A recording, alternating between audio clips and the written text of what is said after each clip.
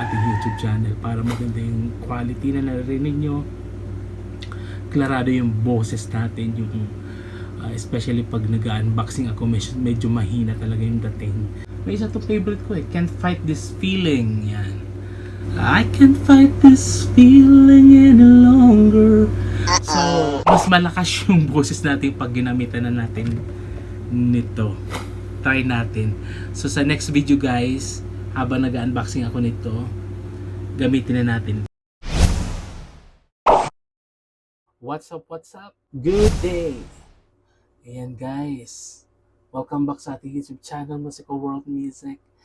So guys, parang balik continuation to guys yung pag-unboxing natin ng Boya.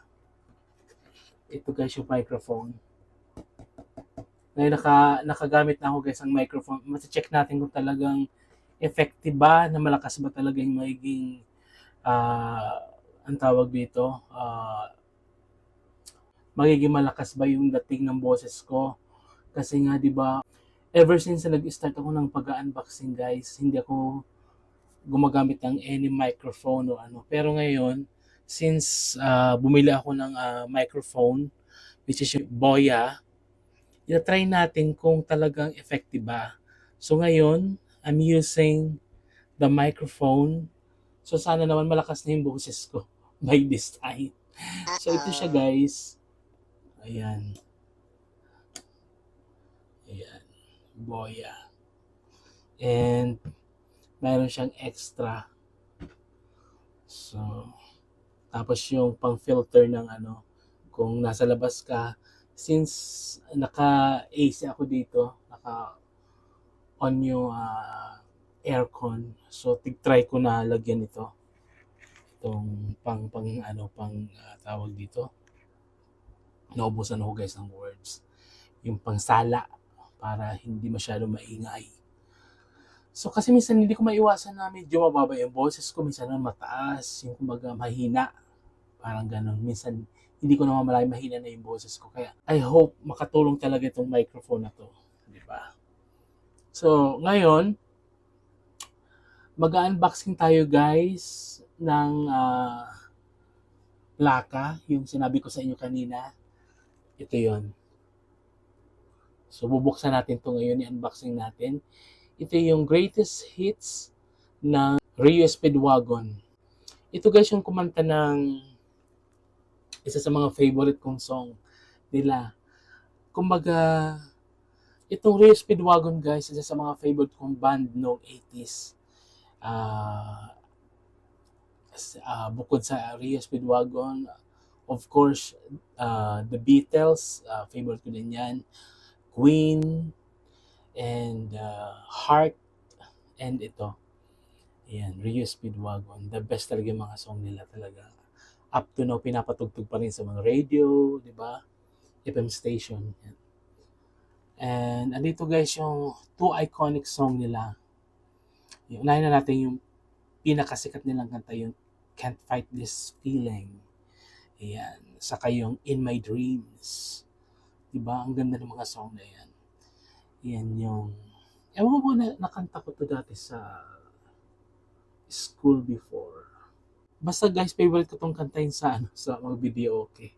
Yan. I can't fight this feeling any longer. Yan. Na-na-na-na-na to let it show. Yan. So, buksan na natin. Kung kailan guys mag-video, okay, kakantayin ko yung Can't Fight This Feeling. Try natin. Using this microphone. So, for now, buksan muna natin to. Ito ay exclusive. Yan. Pressed from Walmart. And sealed. Factory sealed. Sana talaga guys, effective yung microphone natin. Ayan. Kasi minsan hindi ko maiwasan yung mahina yung boses ko eh. Spine. Yan, spine. Ito hindi gatefold. So, yan yung back cover. Track listing ng album. Mayroon siyang 1, 2, 3, 4, 5, 6, 7, 8, 9, 10, 11, 12. 12 tracks. Ito guys yung mga hits nilang song from the 80s up to early 90s. Yan, I think hanggang early 90s lang. Mid 90s parang hindi na sila masyadong active pa naman pero hindi na sila masyadong gumagawa ng mga albums. So andito yung I Don't Want to Lose You, Here With Me, Roll With The Changes, Keep On Loving You, That Ain't Love, Take It On The Run. Tapos guys, sa side 2 naman, Don't Let Him Go. Oh, maganda din itong Don't Let Him Go. Itong Don't Let Him Go, ang ganda din guys. Try nyo sa YouTube check. Sobrang ganda niya guys. Ballad din. Can't Fight This Feeling. Iconic song nila, I Can't Fight This Feeling. Keep Pushing, In My Dreams, Time For Me To Fly, and Riding the Storm Out. Nakalagay dito guys, contains previously released material. So lahat nga ito hits, yung mga nilabas ng singles na sumikat, andito lahat. Kaya nga the hits, kumbaga greatest hits nila. So buksan na natin guys. Ayan yung sticker. So expected siya guys na colored vinyl. Kasi nga ito exclusive sa Walmart. Aking mahiwagang cutter. Ayan. Oops. Oops, I did it again. So buksan na natin guys.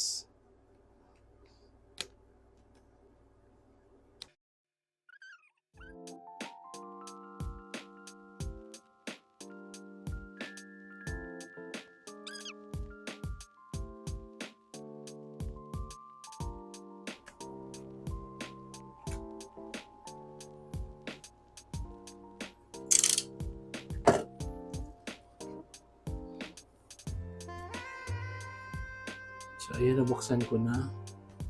Mostly guys, usually guys, hindi ko na ito pinupunit itong plastic nito pag hindi gatefold yung plaka. Kasi ito yung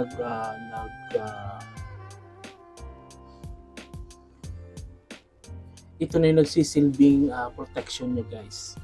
So, hindi na kayo bibili ng mga plastic sleeve para sa plaka. So, ito na yun. So, check na natin yung plaka sa loob. I hope mayroon siyang booklet.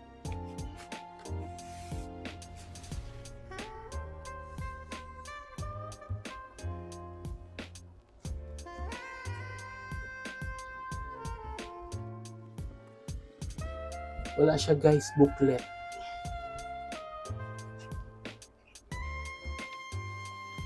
Tapos,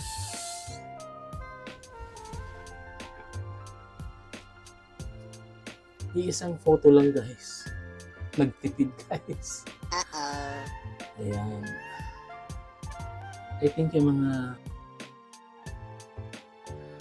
yung mga signature nila. Close up.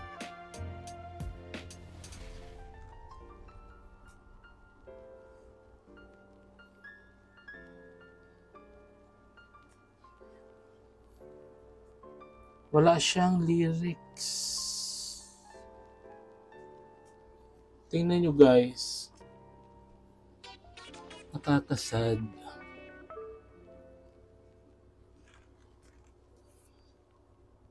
Dahil yan sa plaka.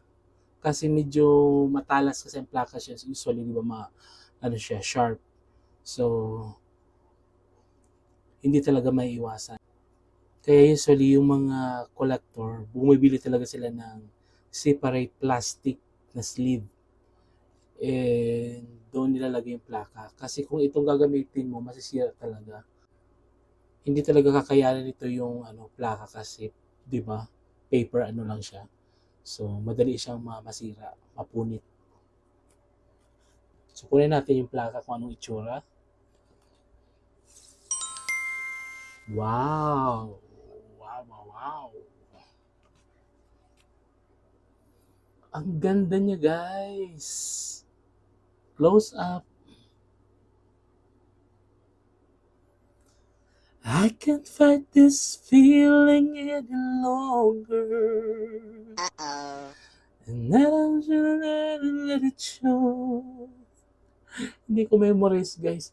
Pero parati kong kinakanta yun sa video, okay. Guess I'm stronger. Side 2, side 1. Ano siya, guys? Clear vinyl na mayroon siyang splatter. Ano ba to? Black, white. Parang black and white, guys.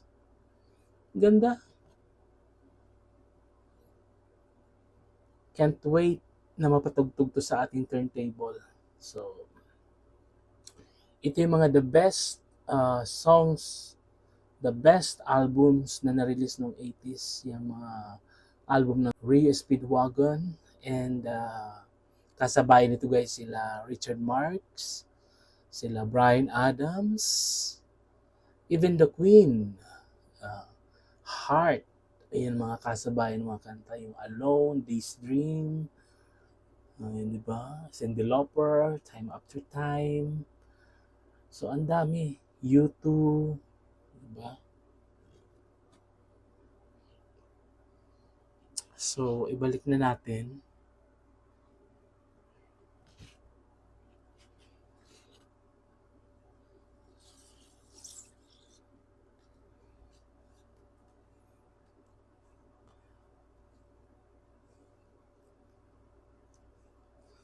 Ako medyo na-addict ako, guys, mag-collect ng mga limited edition, yung mga colored vinyl press. Sobrang ganda niya, guys. Pero yung quality ng standard black compare sa mga limited edition mga colored, mas quality yung black vinyl press compare sa mga colored vinyl.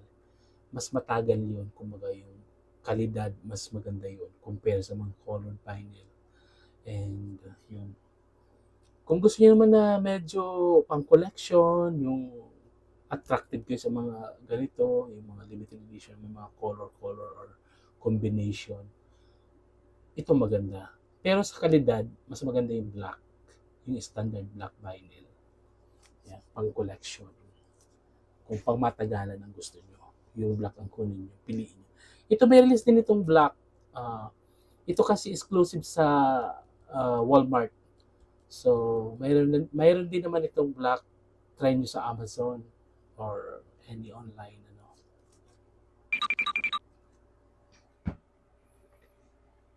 So, yun, guys. Sa kapag unboxing na tayo, guys, itong album ng Rio Speedwagon. Yan, for thumbnail. Ano ba? Yan, isa sa mga slow rock.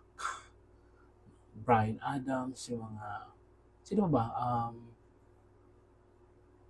Kasi yung Guns N' Roses medyo loud. And Bon Jovi, pwede pa. I'll Be There, yung mga ganun. Medyo ano tawag dito? Katunog or yung genre nito, same. Kasi may mga ballad din naman ang Bon Jovi, hindi lang pop rock. And ito kasi more on slow rock lang, and wala sila yung mga heavy, yung talagang mga Metallica, hindi. So ito is slow rock talaga. So yan ang mga uso ng 80s. Mga ballad, iba love songs, ang daming kanta, ang Rio Speedwagon, mga ganun. So yan, guys, thank you for watching. Don't forget to like and subscribe. Pa-share na din, and always be kind. Rio Speedwagon. 80s.